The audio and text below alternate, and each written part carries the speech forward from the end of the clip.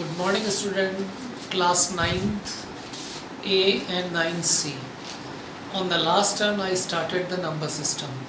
Students मैंने number system आपका start कराया था, उसमें कुछ चीज़ें बताई थी, number line, rational number, irrational number. अब उसी को कंटिन्यू करते हुए इस टर्म में we will learn the calculation based on the irrational number and rational number. अब हमें कुछ इस टाइप का कैलकुलेशन सीखना है जिसमें इरेशनल नंबर्स भी आते हैं. तो स्टूडेंट्स मैंने सबसे पहले आप लोगों को बताया था number line.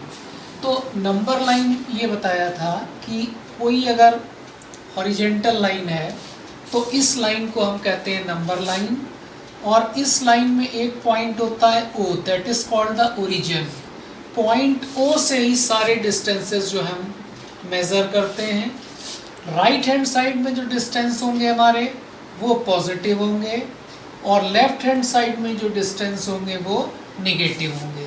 Generally number line पे हम जो रिप्रेजेंट्स करते हैं वो इंटीजर्स को रिप्रेजेंट करते हैं. 1, 2, 3, -1, -2 एंड सो. सपोज करिए जैसे कोई नंबर है 2.4.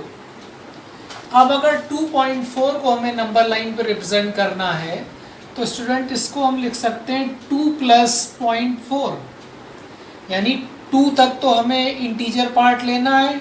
इंटीजर के पार्ट के बाद जो फ्रैक्शन पार्ट है 0.4 है.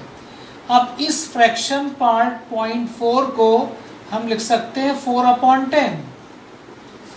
इसका मतलब क्या हुआ, 0.4 is equivalent to 4/10. And if we have to represent 2.4 on the number line तो हम 2 और 3 के बीच का जो नेक्स्ट डिस्टेंस होगा उसको 10 इक्वल पार्ट्स में डिवाइड करेंगे, और 10 इक्वल पार्ट्स में डिवाइड करके जो फोर्थ पार्ट होगा हमारा वो रिप्रेजेंट करेगा 2.4. तो इस तरीके से हम कोई भी इंटीजर है या डेसिमल नंबर है उसको नंबर लाइन पे रिप्रेजेंट कर सकते हैं.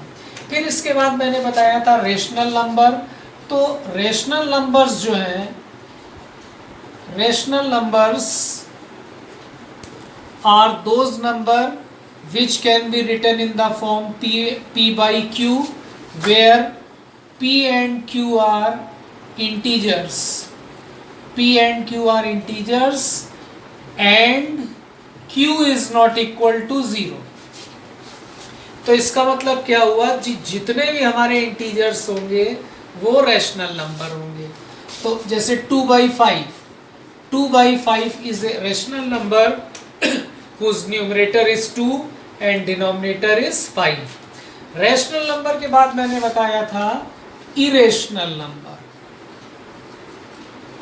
इरेशनल नंबर्स जो हैं वो नंबर्स हैं जो रैशनल नहीं है. बिल्कुल सिंपल डेफिनेशंस है. देखिए नंबर सिस्टम में सबसे बड़ा सेट है हमारा रियल नंबर. रियल नंबर भी 2 पार्ट्स में डिवाइडेड है, rational number and irrational number. जो नंबर p/q के फॉर्म में लिखे जा सकते हैं उनको रैशनल कहते हैं, और रियल नंबर में से अगर रैशनल नंबर हम हटा दें तो वो कहलाएगा इरेशनल नंबर. इरेशनल नंबर की कोई एग्जैक्ट डेफिनेशन नहीं है. जैसे हम रैशनल नंबर को डिफाइन करते हैं, इरेशनल नंबर को ऐसे नहीं डिफाइन कर सकते. इरेशनल नंबर को हम ये कह सकते हैं the real number which are not rational number are called irrational number. Irrational number का एग्जाम्पल है √2, √3. These are the irrational number. अब √2 और √3 इरेशनल नंबर्स को भी हम लोग जो है नंबर लाइन पे रिप्रेजेंट कर सकते हैं, लेकिन इरेशनल नंबर का जो रिप्रेजेंटेशन है उसके लिए हम लोग पाइथागोरस थ्योरम यूज करते हैं. पाइथागोरस थ्योरम आपको पता है कि किसी राइट एंगल ट्रायंगल में, अगर ये राइट एंगल ट्रायंगल है, राइट एंगल ट्रायंगल्स में base BC, perpendicular AB and AC is the hypotenuse. Right? Pythagoras theorem is AC² = AB² plus BC². तो पाइथागोरस थ्योरम को यूज करके हम लोग जो है इरेशनल नंबर को रिप्रेजेंट कर सकते हैं। नेक्स्ट टर्न पे मैं एक लाइव क्लास लूँगा, उसमें आप लोगों को इरेशनल नंबर का रिप्रेजेंटेशन एक बार फिर एक्सप्लेन करूँगा। आज जो है हम लोग थोड़ा कैलकुलेशन जो है या रियल नंबर्स के जो ऑपरेशंस हैं उनको हम थोड़ा पढ़ेंगे। अब जैसे कोई अगर नंबर लें हम 2 + √3, तो 2 + √3 जो है it is a combination of rational number and irrational number. तो इस टाइप के जो हमारे फिक्स नंबर्स होते हैं उनका एडिशन, सब्सट्रैक्शन, डिवीजन, मल्टीप्लिकेशन ये हमें देखना है। जैसे एक नंबर है 2 + √3 और दूसरा नंबर है हमारा 5 - 7 √3। अब अगर इन दोनों नंबर्स को हमें ऐड करना है तो हम रियल पार्ट्स जो है 2 और 5 उसको ऐड करेंगे, और फिर जो इरेशनल पार्ट्स है जैसे √3 का यहाँ पे कोफिशिएंट 1 है, यहाँ पे √3 का कोफिशिएंट -7 है, तो 1 - 7 जो है वो -6 होगा। तो दिस इज इक्वल टू 2 + 5 7 -6 √3। तो जब भी कोई हमारा रियल नंबर है उसको अगर हम ऐड कर रहे हैं तो रैशनल पार्ट को एक साथ ऐड करेंगे और इरेशनल पार्ट को एक साथ ऐड करेंगे। फिर इसी तरीके से अगर दो नंबर्स जिनको हम मल्टीप्लाई कर रहे हैं 5 + 4√2, अब इन दोनों नंबर्स को अगर हम मल्टीप्लाई करें तो we will open the bracket 2 × 5 10 + 2 × 4√2, 2 और 4 मल्टीप्लाई होके 8 हो जाएगा, 8√2। फिर इसके बाद √3 × 5 5√3 एंड √3 × 4√2। देखिए अंडर रूट के अंदर कोई पॉजिटिव नंबर्स होता है तो उसको हम मल्टीप्लाई कर देते हैं, तो यहाँ पे √3 × √2 करेंगे तो वो √6 हो जाएगा, 4√6। तो ये हमारी वैल्यू आ जाएगी 10 + 8√2 + 5√3 + 4√6। फिर इसके बाद स्टूडेंट जो है अगर हम इन नंबर्स को डिवाइड करें, जैसे 15 √3 डिवाइडेड बाई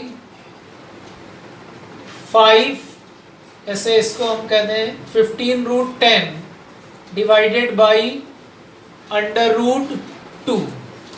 अब ये जैसे अगर डिवाइड करना है तो 15 √10 को लिख सकते हैं 2 × 5 अपॉन √2। तो ये अंडर रूट के अंदर ये जो 2 है ये कैंसिल हो जाएगा और ये आ जाएगा 15√5। तो ये जो बेसिक कैलकुलेशंस है हमारे ये इस तरीके से हम किए जाएंगे, और इस टाइप के कैलकुलेशन को हम कहते हैं रैशनलाइजेशन ऑफ द नंबर। तो अब जैसे कोई नंबर है हमारा 2√3, तो किसी नंबर को रैशनलाइज करने के लिए जैसे √3 को रैशनलाइज अगर हमें करना है तो न्यूमरेटर और डिनोमिनेटर दोनों को √3 से मल्टीप्लाई कर देंगे हम, तो ये 2 × √3 आ जाएगा, और ये √3 × √3 जो है ये 3 हो जाएगा। तो इसी तरीके से जैसे हमको सिंप्लीफाई करना है 15 √15 अपॉन 3√5, तो 15 डिवाइडेड बाई 3 विल बी 5, और √15 को हम लिख सकते हैं 3 × 5 अपॉन √5। तो ये √5 इस √5 से कैंसिल हो जाएगा और हमारा आंसर आ जाएगा 5√3। तो स्टूडेंट ये एक बेसिक कैलकुलेशन है operation on the real numbers. तो इस पे बेस्ड एक्सरसाइज जो 1.5 है उसको हम लोग नेक्स्ट टर्न पे लाइव क्लास में करेंगे।